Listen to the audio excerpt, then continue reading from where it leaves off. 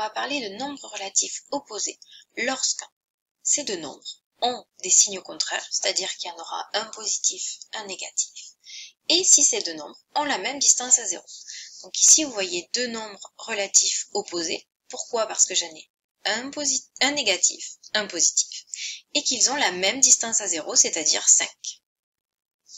Moins 3 et 3 sont aussi deux nombres relatifs opposés. Allons voir maintenant comment comparer deux nombres relatifs.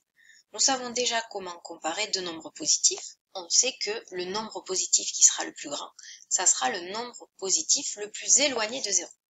Mais pour les nombres négatifs, c'est l'inverse. Le nombre négatif le plus grand, ça sera le nombre qui sera le plus proche de 0. Maintenant, si vous devez comparer deux nombres qui sont de signes contraires, alors le plus grand, ça sera forcément le nombre positif.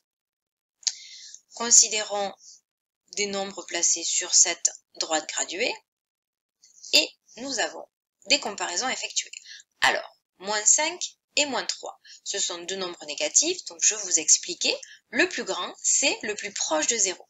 Et donc là, nous constatons que le plus proche de 0, c'est moins 3. Donc, moins 5 est inférieur à moins 3.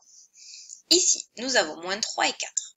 Ce sont deux nombres relatifs de signes contraires, c'est-à-dire un négatif, un positif. Donc, dans ce cas-là, le plus grand, c'est forcément le positif. Moins 3 est inférieur à 4. Ici, nous avons deux nombres positifs, on sait très bien les comparer, on sait que 5, le nombre le plus éloigné de 0, est toujours le plus grand. Donc, 5 est supérieur à 4.